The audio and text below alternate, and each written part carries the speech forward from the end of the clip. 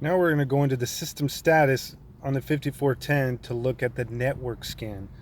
That's one of the features that separates the 5410 model from the previous models, like the 5310.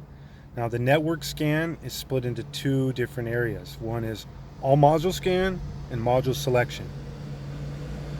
The module scan, as you know, will scan all modules at once, and the module selection will let you select individual modules to scan. So let's go ahead and get this started. You're going to press the system status button after you've already established communication with the vehicle. As you can see, it defaults to the check engine screen, just like any of the code readers. You're going to press system status. You're going to scroll to the bottom and you'll see the two options: all module scan, which scans all in once, and it will take a little longer, and then module selection, which lets you select the individual module. We'll go ahead and do module selection since it will show you the individual modules.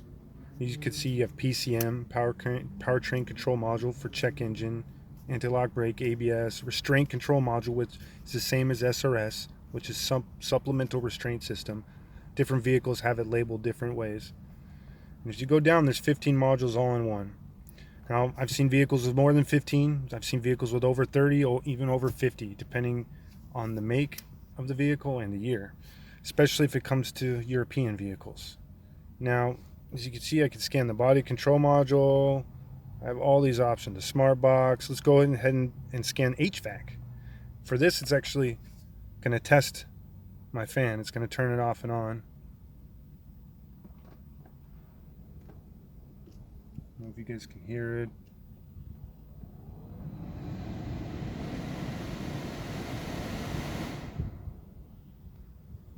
And it's just accessing the HVAC module to see if I have any codes. And then I know I don't have any codes, but to continue from here, you can go ahead and select the option.